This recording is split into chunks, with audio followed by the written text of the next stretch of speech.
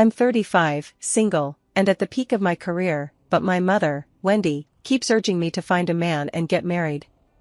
Finally, after much persuasion from my mother, I agreed to a blind date with David. David is a surgeon in his early 30s. He looks like a model, comes from a wealthy family, and is successful in his career. His only flaw is that he's divorced with a 5-year-old child, and I've heard he has quite a temper. I've always been good at balancing cost and performance, and after thinking about it, since I have money and free time, and I don't need to have children after marriage, it seems pretty good. When I first saw him, I was actually a little shocked. David isn't the type to instantly captivate me, but his mature, masculine charm is undeniably attractive. However, I don't expect this marriage to bring me any love, but it will certainly provide me with a stable life. I was sitting on the sofa, intently sketching. The colors on the paper in front of me seemed to possess an indescribable magic. The whole room was unusually quiet, with only the scratching sound of the pencil on the paper echoing in the background. Suddenly, my phone vibrated. It was a message from my mom. "Naomi, take a look at this. You'll love it." I frowned slightly, a premonition forming in my mind that it was yet another excellent blind date. Whenever my mom sent a message, the probability of it being a blind date was practically 100%. I put down my pencil, picked up my phone, and opened the message. Sure enough, it was a photo. In the photo, a man in a white coat exudes a cool and aloof air, with deep-set eyes. He appears serious but is highly recognizable. With a high-bridged nose and sharp eyes, the image of a doctor leaps off the page. Next to it is my mom's note: David, 32 years old, top thoracic surgeon, handsome, successful career, and well-off family. The only downside, well, divorced, has a 5-year-old son, and has a bad temper. I looked at the photo and frowned slightly. Although the man was quite handsome, he was divorced with a child who was difficult to raise. Wasn't this combination a bit too complicated? However, I thought to myself that I was 35 years old and didn't have time to be picky anymore. "Mom, I'm going to see him." I typed in the calmest tone possible. The moment the text was sent, I could almost hear my mother let out a long sigh of relief on the other end of the phone. "You really don't mind bringing a child? You'd better be mentally prepared for that child." Her tone carried a hint of worry. I smiled and replied, "I don't want to experience the pain of 10 months of pregnancy and childbirth. Why not just marry a rich and idle man and be a painless mother? Wouldn't that be wonderful?" My mother paused for 2 seconds, then didn't ask any further questions and simply gave me a yes. Actually, I've never had any romantic fantasies about marriage. My parents' marriage seems happy, but cracks actually appeared years ago. Now, every time I see their sweet facade, I can feel the invisible pressure behind it. I want to get married, but only for a stable life and financial security. Love? It would be best if I could find it, but if not, it's okay too. At worst, it'll be like this blind date. If it suits me, that's fine, so I don't have to keep getting pressured by my mom. The meeting was arranged at a high-end restaurant. The people my mother had previously introduced me to were either plain-looking or had obvious flaws. But this man, David, was remarkably handsome, impeccably dressed, and possessed a demeanor quite different from that of the average doctor. Standing at the restaurant entrance, I looked around at the upscale atmosphere and started to feel a little nervous. After all, the other person wasn't just a doctor, but also a divorced man with a child. He didn't seem like a simple person at all. I randomly found a seat and was about to order when the man suddenly appeared in front of me. He looked even taller than in the photos, and the depth in his eyes was striking and impossible to ignore. "Hello, Ms. Naomi." His deep voice carried a hint of coldness, as if he was intentionally keeping his distance. I was taken aback for a moment, then stood up and politely extended my hand. "Dr. David, hello." He glanced at my hand, then shifted his gaze to the chair next to him, and sat down swiftly and decisively. After I sat down, I felt a slight pang of unease. The topic I had prepared suddenly became somewhat vague. I felt that he had a certain coldness about him, which was different from the handsome doctor I had imagined. He glanced at me, his brow furrowing slightly, seemingly a little impatient. "You are Naomi? You're a little different from what my mom said." I was taken aback, sensing a hint of scrutiny and dissatisfaction in his voice. Had my mother made up some unreliable backstory for me? Oh? How so? I raised an eyebrow slightly, unable to resist trying to break the awkward silence by starting a conversation. "You're not as enthusiastic about marriage as my mom says." He didn't answer me directly, but instead gave me a look, as if he was probing for something. I raised the corner of my mouth. "My mom always likes to worry about my marriage. She'll say this person is a good catch no matter who she meets, but I don't like being controlled by others. I met you today with no other intentions than to simply see you." He paused, seemingly weighing my words, and instead of pressing me about the marriage, asked, "And what are your thoughts on the child?" "A child?" I was taken aback, then smiled. "I don't have much experience, but I can understand a child's emotional issues. After all, he's still young, so it's understandable that he has a bad temper." He smiled slightly, a hint of relief flashing in his eyes. "You're quite straightforward." At that moment, I realized he wasn't entirely as cold as he appeared. He also possessed an unexpected sense of humor. I breathed a sigh of relief. At least this man wasn't entirely like a cold, aloof robot. Just as our conversation was getting a little awkward, a little boy, about 5 or 6 years old, walked into the restaurant wearing a cute cartoon t-shirt. The boy stopped between David and me and looked up at him. "Daddy." The child's voice was clear and innocent, a tender cry. David's face softened into a smile, and he reached out to gently pat the child's head. "George, what's wrong?"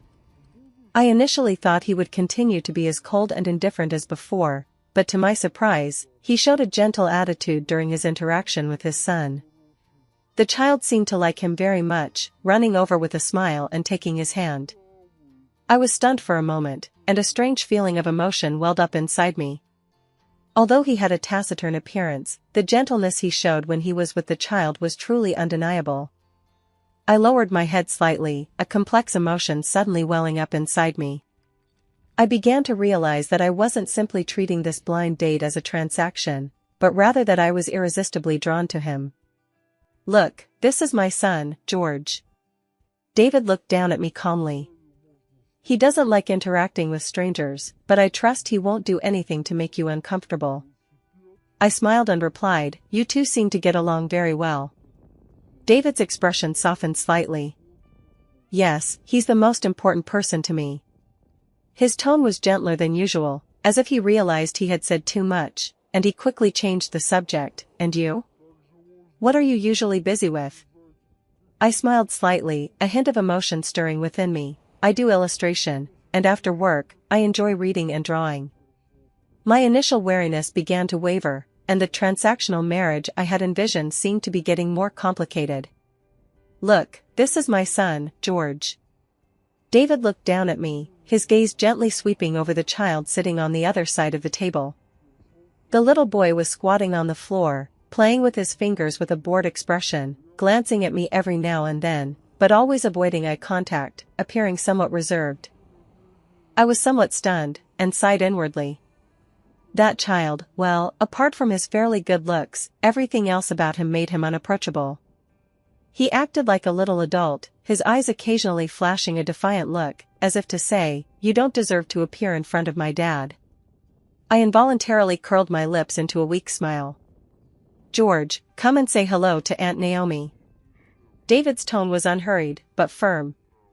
The little boy looked up at me, a hint of doubt flashing in his eyes, before reluctantly standing up, walking up to me, and extending a hand. "Hello, Auntie." His voice was so soft it was almost inaudible, and his eyes darted around, revealing that he wasn't very interested in me, and even seemed somewhat repulsed.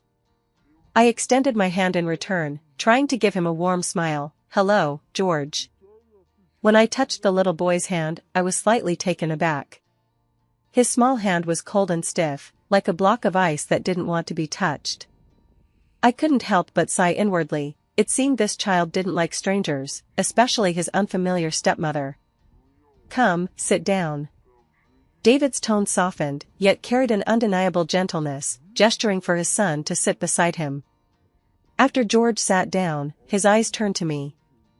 Those eyes were like two small knives, staring coldly at me, as if to say, "You're just a woman my father found, don't even think about interfering in my world."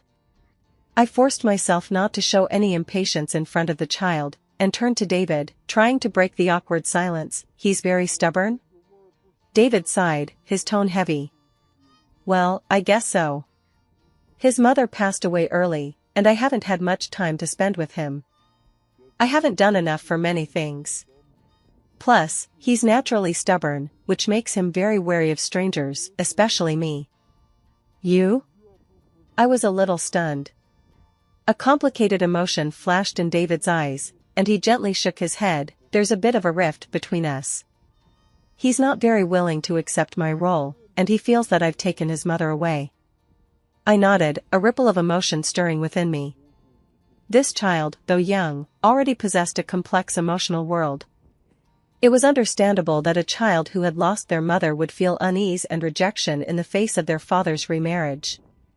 "Maybe you can help," David suddenly said in a low voice, breaking my moment of deep thought. I was taken aback, looked up at him, and looked at him with some doubt in my eyes. Although I am a doctor, I really feel powerless when it comes to children's mental health.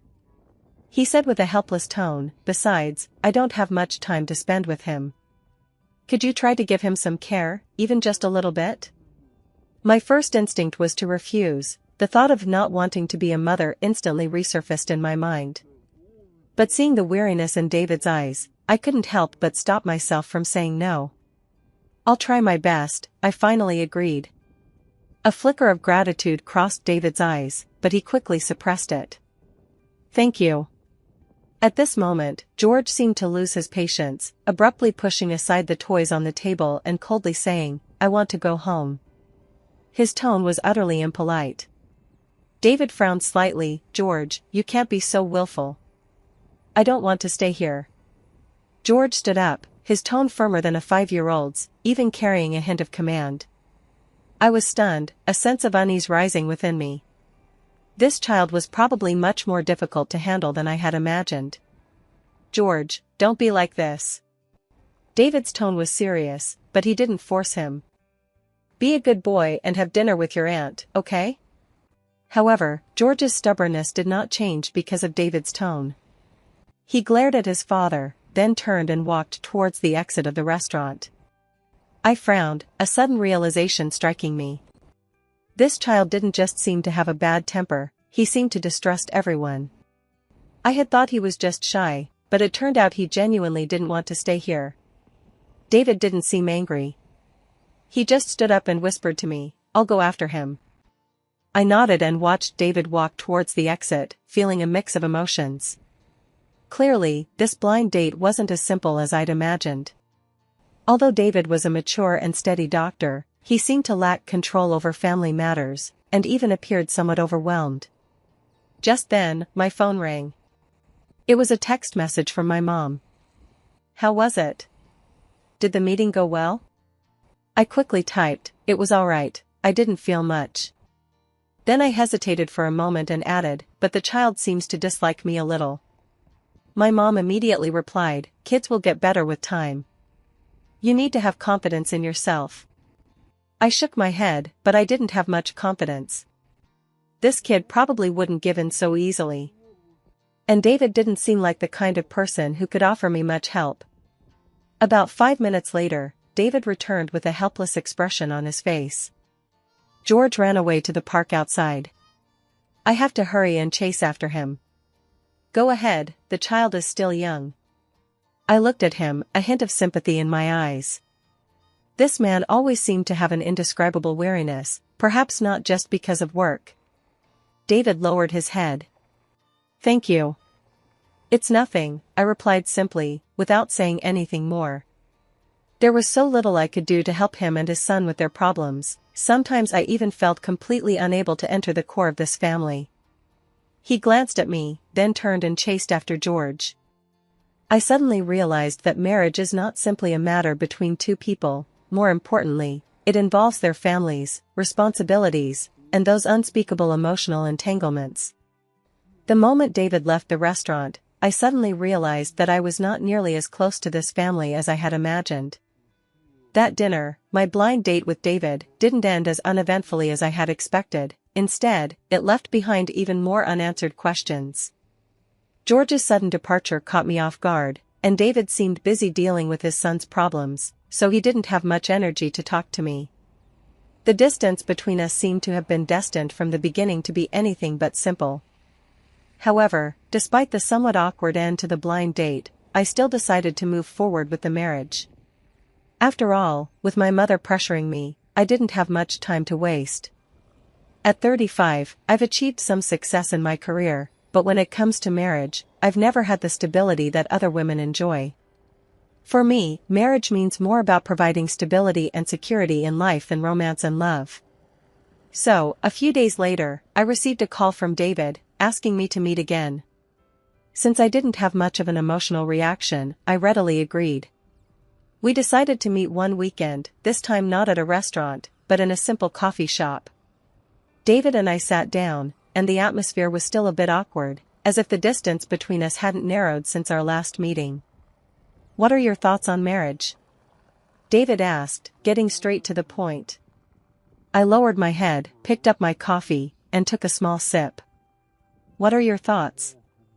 "I think marriage is more of a responsibility." He paused, then continued, "Especially with children, the responsibility is even greater. If you decide to marry me, besides yourself, you also need to consider George. He's not very open to new people entering his life." I glanced at him, a flicker of doubt creeping into my heart. David seemed calm, yet a deep sense of responsibility emanated from him when discussing marriage. This surprised me somewhat. I originally thought he was just a doctor with money and free time, and that he chose to get married to fill some kind of void in his life. I never expected him to take responsibility so seriously. "I understand." I nodded gently. "I'm not against marrying you, after all, life needs some stability. But I don't have much experience with children. You should know that I don't want to be a mother." David didn't answer immediately, instead, he remained silent for a moment. Looking at his serious expression, I knew this wasn't just a question about my marriage, but also a profound question about the relationship between him and our son. "I understand," he finally said. "I just hope we can find a balance in our marriage. After all, we have the same goals." I nodded and said nothing more. For me, this marriage was just a short-term choice. After all, marriage didn't hold much romance for me, it was more about securing a livelihood. As for his relationship with his son, I didn't want to interfere too much. However, I soon discovered that things weren't as simple as I had imagined. Wedding preparations were much simpler than I had expected. David wasn't as excited as other men, and I wasn't particularly thrilled either. We hastily held our wedding within a few days. Everything seemed to go smoothly, but it didn't really eliminate the unease in my heart. After we got married, I moved into David's luxury apartment. It was an upscale residential building in the city center, with a quiet and elegant environment and a wide view. Living here, I hardly had to worry about the trivialities of life. However, as the days of marriage went by, I gradually discovered that the so-called stable marriage was actually built on many invisible burdens. My relationship with David remained superficially distant. Although we lived under the same roof, he was busy with work most of the time, while I had more time to do what I liked: drawing, designing, and reading. We didn't have much interaction, most of the time, apart from brief dinners and occasional small talk, we barely communicated. George's presence remains an insurmountable obstacle. Every time I try to approach him, I am deterred by his cold attitude. No matter how patient I am with him, he always treats me with indifference and is unwilling to make any move to get close to me. This 5-year-old child is stubborn and extremely sensitive, showing great aversion to strangers, especially his stepmother. David, despite feeling immense guilt, didn't offer me much support. He remained mostly silent, seemingly shouldering all the responsibility himself. I began to realize that although we were married in name only, the distance between us was growing ever wider.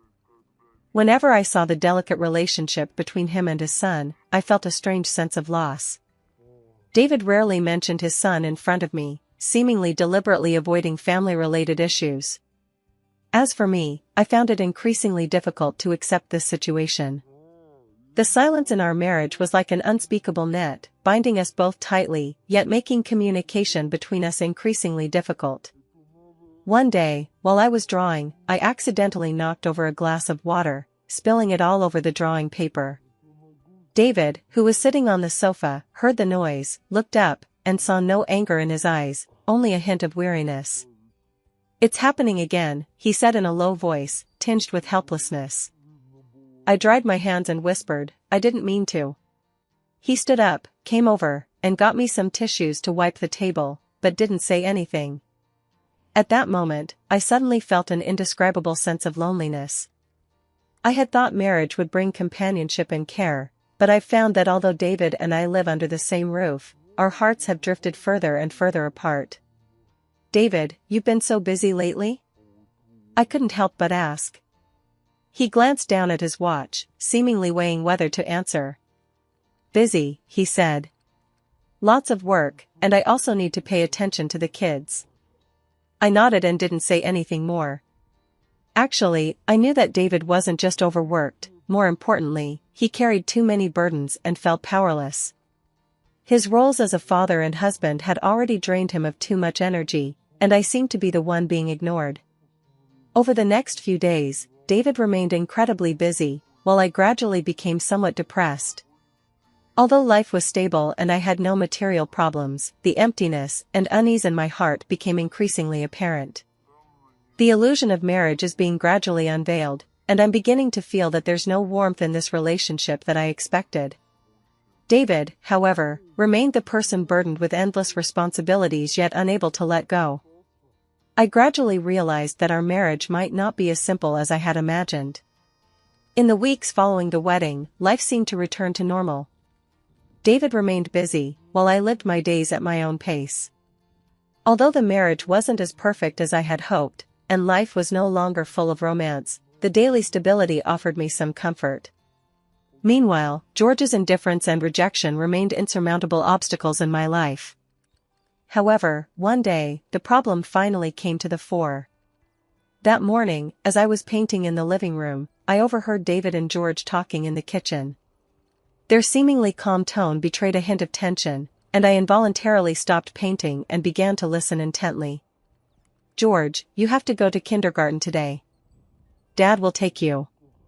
David's voice was calm and gentle. "No." George's voice suddenly became sharp, filled with obvious dissatisfaction. "I don't want to go." "George, listen to me, get dressed quickly." David's tone was slightly serious, but he didn't raise his voice. "No." George suddenly shouted, his voice filled with obvious stubbornness and resistance, "I don't want Dad to take me, I don't want to go." I could vaguely hear him running around inside the house, his footsteps hurried, clearly trying to escape something. I sighed, a sense of helplessness welling up inside me. Although George is only 5 years old, his emotional fluctuations are much more intense than those of children his age.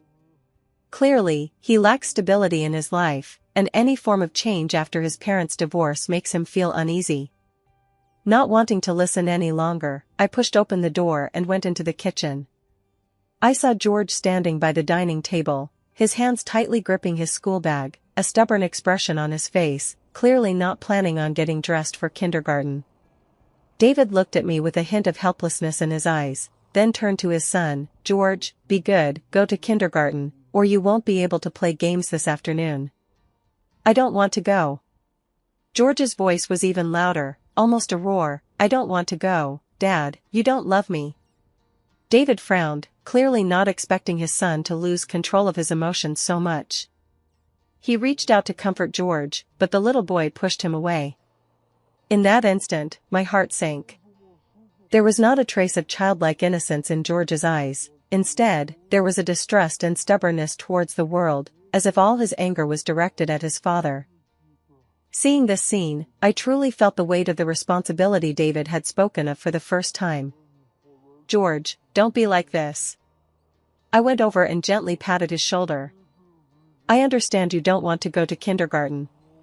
But if you can calm down, Daddy will go with you, won't he? George abruptly shoved my hand away, his angry eyes fixed on me. You don't understand. You don't understand at all. His words struck me like a hammer blow. He was right, I truly didn't understand. His pain and anger were beyond my comprehension, and I couldn't possibly shower this child with the same love and patience as his father. After all, I never imagined becoming a stepmother, let alone facing such complicated family relationships. David looked at me, seemingly at a loss. He stood up from beside his son and said in a low voice, "I'll go see him off." "I'll go with you," I blurted out unconsciously, a flicker of unease crossing my heart.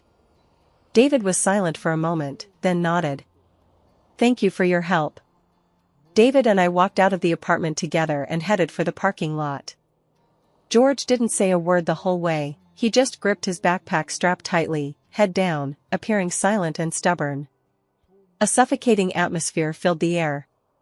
I could sense David's helplessness and anxiety, but I also understood that as a stranger, I couldn't change the child's emotions in a short time. The atmosphere inside the car was unusually silent. David seemed to be thinking about something, or perhaps avoiding my gaze. The scenery outside the window gradually blurred, my thoughts were in turmoil, and my feelings became increasingly complicated. That little conflict just now made me realize even more that the distance between me and this family is not simply the superficial indifference it seems, but a deep-seated estrangement. That estrangement is not just George's rejection of me, but also an unhealed wound deep in David's heart. Upon arriving at the kindergarten, David patiently persuaded George for a few moments and eventually managed to get him into the school. I stood by the car, watching them walk away, a complex mix of emotions welling up inside me. Perhaps marriage really isn't as simple as I imagined. I originally thought this marriage would bring me stability and security, but I never expected that I would not only have to deal with a grumpy child, but also share responsibilities and pressures with David. Returning home to an empty living room left me feeling somewhat lost. The weight of marital responsibility weighed on me like never before, and the rift between David and George made me realize that I wasn't just building a relationship with a man, but more importantly, with a child with emotional wounds, starting a life together. I suddenly felt powerless in my situation. Although rationally I didn't want to have children, nor did I want to be a traditional mother, I didn't want to give up easily in the face of George's resistance. After all, he was just a little boy, and he didn't mean to hurt me. It's just that his world was too complicated, too full of pain, far beyond the comprehension of an ordinary 5-year-old. Just then, David called back, his voice sounding a little tired. "Are you all right?" "I'm fine," I replied softly. "How are you? Is George feeling any better?" "Thankfully, he did a little better at school today than yesterday."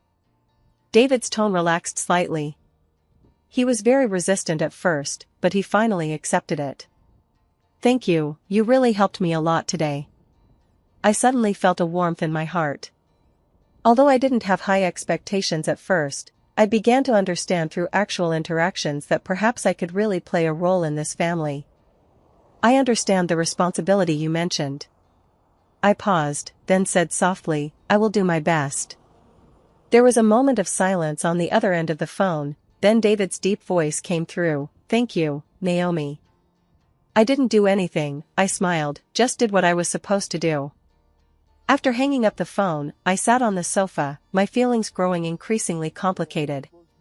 Perhaps the significance of this marriage wasn't just about material security, but rather that I had truly entered into an existing family and become a part of it. This responsibility doesn't just belong to David, it belongs to me too. And George, perhaps, is an unavoidable part of my life as well.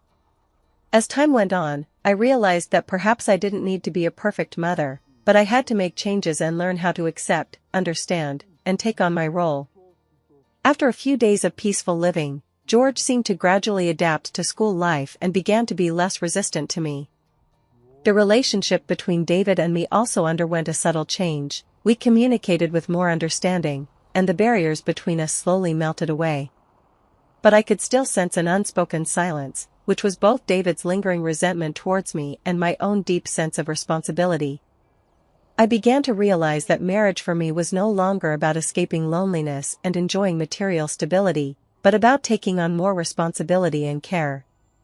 One evening, when David came home from work, I was making dinner in the kitchen while George was doing his homework in the living room. Since that conflict, my relationship with George has made significant progress. Although he was still that somewhat stubborn child, I could sense that he was gradually letting down his guard, and he would occasionally say a few words to me. "Auntie, I got this math problem right," George's voice suddenly came, carrying a hint of pride. I looked over and saw him doing his math homework, his expression focused, clearly quite pleased with what he had accomplished. I walked over and said softly, "Well done. You're so smart." George seemed a little shy as he lowered his head, his voice becoming softer. Thank you, Auntie." Just then, David opened the door, saw the interaction between George and me, paused for a moment, then nodded and smiled slightly. "Dinner smells delicious." I smiled and replied, "You've had a long day too, dinner will be ready soon." David sat on the sofa, rubbing his tired temples, then looked at George. "How was your day? Did you finish your homework?" George nodded. "I've finished it." David nodded in satisfaction, then looked at me. "Thank you for your hard work today." I paused for a moment, then smiled. "You're welcome, it's nothing." David replied softly, his gaze lingering on my face for a few seconds. Then he got up to wash his hands, saying casually, "We've all been very busy lately, so please take care of yourself and don't overwork yourself."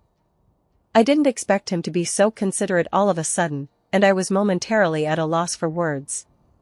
Throughout our marriage, I'd always considered myself an outsider, trying to avoid deep emotional interaction with him and George. After all, this relationship was inherently awkward and unfamiliar to me. However, David's words suddenly made me feel that he no longer regarded me as an outsider, or rather, I was no longer just regarded as a stepmother. During dinner, David started talking about work, and George occasionally chimed in, making the atmosphere much more relaxed than usual. Although our interactions still lacked in-depth conversations, the superficial harmony gave me a sense of comfort. After dinner, David suggested going for a walk, saying, "It's a bit late today, perfect for relaxing." George was clearly interested and excitedly agreed, "Great. I love walks." So David and I went out of the house, with George close behind.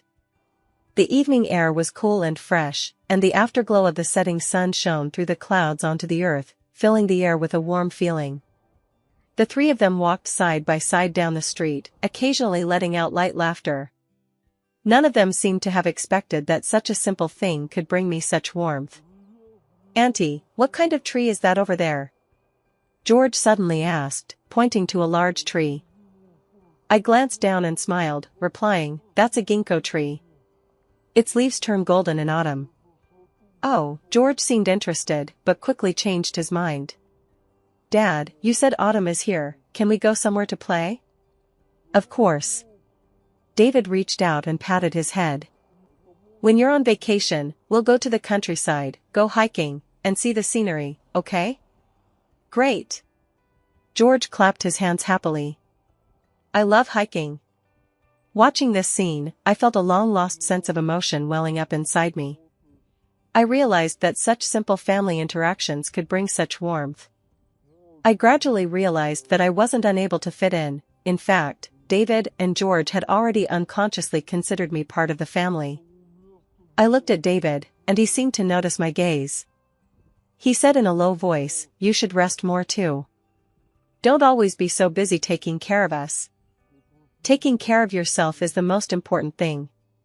I didn't expect him to bring this up at this moment. My heart skipped a beat, and after a slight pause, I said softly, "Yes, I will be careful." That evening, George and David went home first, while I decided to go back later. Standing on the park path, watching their backs as they walked away, I was filled with complex emotions. My relationship with this family doesn't seem to be something that can be clearly expressed through words, but rather it slowly seeps into my life through every unintentional interaction. Marriage, family, and responsibility, these things, which seemed so complicated, were gradually accepted by me through our daily interactions. When I got home, David had already prepared a goodnight tea. I took the teacup and sat down on the sofa with him. "Are you tired?" I asked softly. David shook his head. "It's all right, the walk today was very relaxing." I nodded, and gradually understood that perhaps this was the real beginning, not passionate love, but the daily understanding, tolerance, and responsibility. This family is slowly becoming a part of my life in a way I never expected. And I am no longer an observer, I'm starting to truly want to participate, to be a support for David and George, not just for their marriage, but also for that alienated little boy, that child who deeply longs to be loved. Over the past few days, the atmosphere at home has gradually undergone subtle changes, and George has begun to change somewhat. He is no longer so aloof, and occasionally he will take the initiative to chat with me, and even quietly help me pass things while I am cooking. Although his movements are clumsy, at that moment, I felt a long-lost warmth. My relationship with David also became less distant, and we gradually started to interact more verbally. We began to talk about trivial things, such as the weather, work, and even where to go on weekends. Although these conversations sounded ordinary, each exchange felt incredibly important to me. One day, David suddenly said, "Let's go for a walk in the countryside this weekend, change the environment, and relax." I looked at him, feeling a little hesitant. David's suggestion seemed simple, but I knew that it was a sign that he was gradually opening up to me. I never dared to hope for any closer intimacy with him before, but his words acted like an invisible bridge, bringing us closer together. "Okay," I nodded and replied with a smile. It was a sunny weekend morning. The three of us were in the car. George sat upright in the back seat, looking quite excited, while David sat in the front passenger seat, occasionally glancing at the rearview mirror to observe the interaction between George and me. "Auntie, I brought my drawing board," George's voice came, tinged with excitement. "Oh? What do you want to draw?" I turned to look at him. "Landscape?" A proud expression appeared on George's little face. I smiled and nodded. "That would be wonderful. Tell me what you drew when we get to the mountain." George seemed to have suddenly gained confidence, his face beaming with a smile and his eyes sparkling. The car drove out of the city and onto a country road in the suburbs. Here, there was no urban hustle and bustle, only the fresh air and distant green mountains. I took a deep breath and felt much more relaxed. David, clearly trying to relax, occasionally glanced out the window with a faint smile. The atmosphere in the carriage was relaxed and pleasant, unlike the usual formality, everyone seemed more easygoing. Upon reaching our destination, we climbed the mountain together, walking along the path. George ran very fast, while David and I followed slowly behind. David walked a little faster than me, occasionally glancing back at me and smiling. "Why are you walking so slowly?" I smiled gently. "I'm not in a hurry. Enjoying the scenery is more important." David looked down at me, his eyes gentle, and the corners of his mouth slightly upturned. "You're right. Slow down and breathe in the fresh air. It's so beautiful here." I stopped and looked up at the distant mountains, marveling at the beauty. "Yes," David replied softly, "sometimes, quiet places are the best for clearing your mind." I paused, feeling a surge of emotion. David didn't seem like the cold, serious man I initially imagined, he seemed to have a warmer side, one I had never truly tried to understand. Upon reaching the summit, George eagerly unpacked his easel and began sketching the landscape. He crouched down, meticulously depicting the scene before him, occasionally glancing up at me and David. "Auntie, Dad, how's my drawing?" I leaned closer and took a look, finding the drawing quite interesting. Although the lines were a bit immature, the colors were very vibrant. "Not bad, doesn't it look like it?" "Yeah." David nodded, his eyes full of encouragement. George smiled, his eyes curving into crescent shapes. "I drew very well, didn't I?" I replied with a smile. "Yes, very well." David also smiled slightly, looking at George with a touch of warmth in his eyes. He rarely interacted with George like this. More often, he would stand aside with a slightly distant demeanor, not easily revealing his own emotions. Seeing his affirmation of George today warmed my heart, and I couldn't help but feel that the distance between us had quietly narrowed. For the rest of the time, the three of us walked together on the mountain for a long time, occasionally stopping to take pictures or sit on large rocks to rest. David's demeanor softened, and he would glance at me every now and then with a slight smile on his lips. I understood that he was gradually letting down his guard and showing me his most authentic self. As evening approached and the sun began to set, we started our descent. George was still running fast, while David slowed down and walked alongside me. "Thank you for coming with us today," David suddenly said, his tone much gentler than usual. I was slightly taken aback, then replied, "I'm also very happy to spend such a wonderful afternoon with you all." He responded softly, a hint of tenderness in his eyes. When we got home, George was so tired that he went to bed early. David didn't work overtime either, but instead chose to sit with me in the living room and watch a light movie. As the movie ended, it was late at night. David glanced at the time and said softly, "Tomorrow is Monday, we have to get up early." I nodded and smiled slightly. "Yes, tomorrow will be another busy day." David didn't get up immediately, but looked at me quietly, as if deep in thought. I lowered my head as well, a strange emotion welling up inside me. "Naomi," he suddenly said, "thank you." His voice was low and sincere. "Thank you for being there for me when I needed you most." Hearing him say that, my heart skipped a beat. Perhaps he didn't express any profound emotions directly, but that simple gratitude made me feel the tenderness hidden deep in his heart. I smiled gently. "No need to say that, I did it because I wanted to." He said, "I'm relieved that you think that way." At that moment, I suddenly realized that marriage is not just about responsibility and obligation, but more about tacit companionship and support. We may no longer be strangers, but we haven't completely entered each other's worlds either. That gradually warming affection is the true starting point of our marriage. It was late at night, and David and I sat quietly, not saying much to each other, just keeping each other company in silence. My heart seemed to suddenly find peace at that moment. As time went on, the relationship between David and me gradually stabilized, and George's attitude towards me also softened considerably. We spent many ordinary yet heartwarming days together, going for walks in the countryside on weekends, and occasionally sitting in the living room to watch movies or chat about everyday things in the evenings. Life became more and more routine. Although there were no dramatic love stories, some emotions accumulated in the ordinariness. However, just as I felt I was gradually integrating into the family, my mother Wendy's sudden intervention put me under immense pressure. That noon, I was preparing lunch in the kitchen when Wendy called me, saying she had something to discuss with me. I knew she'd been asking about David and me lately, especially after our marriage. I felt a little uneasy, worried she was going to try to interfere again. "Mom, what's up?" I answered the phone, trying to keep my voice calm. "Naomi, I heard you and David are doing well, is that right?" Wendy's tone was somewhat tentative. I paused, put down the knife in my hand, and answered softly, "Yes, we're doing well."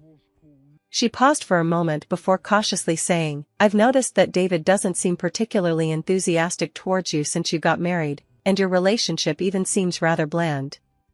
Her tone carried a hint of unease and worry.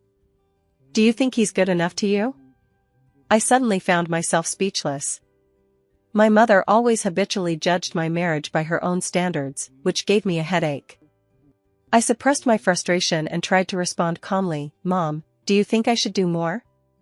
"It's not about more, it's about whether you should be more proactive," the mother said anxiously.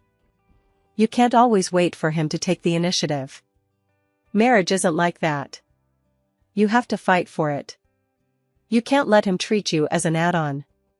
I took a deep breath, trying my best not to get angry. "Mom, my marriage with David isn't what you think. He cares about me a lot, and I feel that our relationship is slowly building up, not intensely, but steadily." "Steady development? Not intense?" Wendy's tone became serious. "You're 35 now. What do you want the outcome to be if you drag this out any longer? Do you want to wait until he completely ignores you before you start to reflect? The anxiety in her voice became increasingly apparent. And I heard that George has never fully accepted you, kid. You have to find a way to get him to accept you, otherwise you'll never be able to stand on David's side. Hearing this, I felt a little heavy-hearted. Although I knew my mother was always worried about me, her involvement always made me feel a kind of pressure that I couldn't get rid of. I lowered my head, thought for a moment, and then slowly said, "Mom, I know you're worried, but marriage is a matter between two people, and I don't want to change it through external forces. David and our relationship will develop slowly, and I'm also working on having children." Effort? My mother sneered. Do you think the problems between the child and the father can be solved by your effort? Don't be so naive. These words were like a bucket of cold water, extinguishing the last glimmer of hope in my heart. I felt a wave of dizziness and a sudden weariness. My mother is always so domineering. It seems that none of my decisions meet her standards, even if she's right. This excessive interference puts unbearable pressure on me. After hanging up the phone, I was overwhelmed with mixed emotions. Although my relationship with David had progressed considerably, my mother's impatient and results-oriented attitude always seemed to prevent me from relaxing. I began to doubt whether I could really be as proactive as she hoped, and break the peace of it all. As evening fell, David returned home from get-off work. I felt a little heavy-hearted, but didn't know how to bring it up. Looking at his seemingly calm face, I suddenly realized that he didn't quite understand my troubles.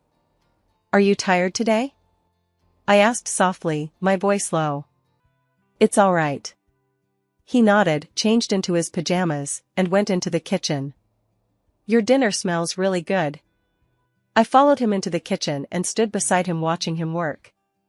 Although we didn't exchange many words, our unspoken understanding brought a sense of peace. However, the unease in my heart grew stronger.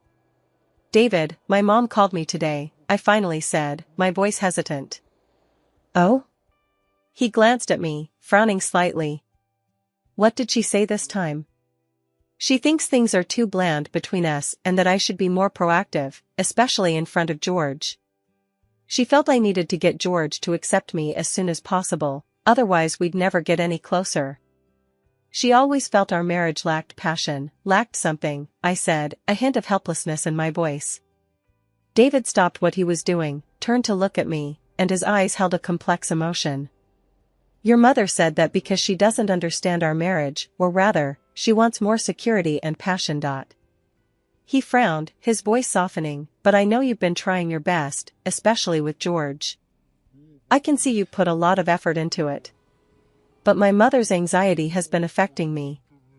I lowered my head and said softly, "She always feels that I am not trying hard enough, and even treats marriage as a battlefield. It seems that I am always fighting, trying to fight for something, to change something, but ignoring my own true feelings." David was silent for a moment, then walked closer to me and patted my shoulder.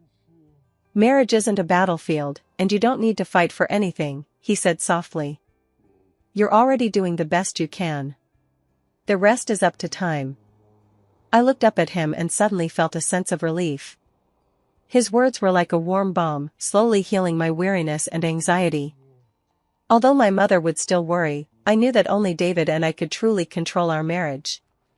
After dinner, David and I sat down in the living room and chatted casually about George, discussing how to improve our relationship through more interaction. I realized that such changes don't happen overnight, just like marriage. It takes time, and it requires more understanding and tolerance between us. David's words made me realize a profound truth: the core of marriage is not striving for perfection in the eyes of others, but learning how to find warmth and balance for two people. And I, perhaps, am only just beginning to truly understand this. In the days to come, I will try my best to do better, but I will no longer lose my way because of external interference. My relationship with David is also quietly warming up in this peaceful atmosphere. After several months of adjustment, David and I finally entered a relatively stable phase. Our relationship was no longer just a simple marriage contract, but gradually developed into a deep dependence and trust. Although life remains mundane, with daily chores never lacking, those small acts of care and thoughtfulness have made me truly feel the warmth of marriage. More importantly, the relationship between David and George has gradually improved because I've started to get involved. However, I know that all these changes didn't happen overnight. There are still many subtle distances and obstacles to overcome among family members. And just when I thought everything was moving in a positive direction, my mother Wendy's attitude reignited my anxiety. That day, I had just gotten home from get off work when my phone rang. It was my mother calling. "Naomi, what's going on between you and David?" Her voice was a little anxious, and she didn't sound as relaxed as usual. "I heard your relationship is getting better and better, but to me you two seem like roommates, there's no passion or enthusiasm." I frowned, sat on the sofa, and calmly replied, "Mom, that's how you always see our relationship. David is very considerate to me, and our married life is harmonious. Although it's not the kind of extraordinary marriage you might imagine, we understand and respect each other. But have you ever thought that you're already 35? The meaning of marriage isn't just about living together." The mother's words were full of helplessness. "I'm just worried that you'll regret it later." I took a deep breath, thought for a moment, and then patiently said, "Mom, I know what you're worried about, but I know very well what I want now. My marriage to David isn't the traditional kind you might think of, but it's the kind I believe is best for us. We don't need outside approval, what matters most is our mutual understanding and support." The mother on the other end of the phone was still dissatisfied. "You make it sound so easy. I can't guarantee that the ordinariness in your marriage won't affect your future happiness, especially with George. Don't you feel that he's always keeping his distance from you?" I sighed silently. I've tried my best to improve George's situation. Although he's still short-tempered, his attitude has changed compared to the beginning. I don't think I haven't tried in this relationship, but I know that a mother's expectations are always so high, sometimes making me feel suffocated. A few days later, on the weekend, David and I took George to the zoo. I initially thought it would be a boring family outing, since George always seemed aloof and reluctant. But to my surprise, this time was different. George excitedly ran to the penguin enclosure at the zoo, pointing at the penguins in the pool and saying to me, "Auntie, look, the penguins look just like our dog." Although he used auntie instead of mom, I still felt a warm feeling well up inside me. I squatted down and replied with a smile, "Yes, puppies do look a bit like penguins, but penguins only look so cool when they wear special clothes." George tilted his head and looked at me, his eyes sparkling. "Auntie, do you know how penguins swim?" I nodded. "Of course I know. They swim incredibly fast in the water, just like divers." At that moment, I sensed a sliver of trust emanating from George. Though this trust was still faint, it was undoubtedly a huge step forward. Before this, George had always been indifferent and resistant towards me, and had even argued with me loudly a few times, often leaving me feeling exhausted. But now, as he shared his little discovery with me, I felt as if I could see the tender seed in his heart quietly sprouting. Seeing this, David came over, reached out and patted George's head, his eyes gentle. "See, Daddy knows how penguins swim too." George suddenly stopped, looked up at him, and even smiled slightly. "Yes, Dad knows." At that moment, I felt a tacit understanding I had never experienced before. During this trip to the zoo, George and I became much closer. He started to initiate conversations with me and even asked many interesting little questions. Our relationship seemed to have undergone a subtle but significant change. As George's attitude softened, the relationship between David and me became warmer and more harmonious. We started discussing more about how to cultivate our child's independence and sense of responsibility, and I no longer felt it was a heavy task, but rather a collaborative process. Every step forward brought me deep satisfaction. As the days passed, winter arrived, and the family finally had a warm holiday. David suggested, "Why don't we go to a cabin in the countryside for the weekend, take George along, and let the three of us relax?" I hesitated for a moment, but my heart was already touched by this heartwarming suggestion. "Okay, I want to go too." So, we packed our bags and drove to the little cabin we had longed to visit. David drove, George sat in the back seat looking out the window, and I leaned against the passenger seat, feeling a sense of peace.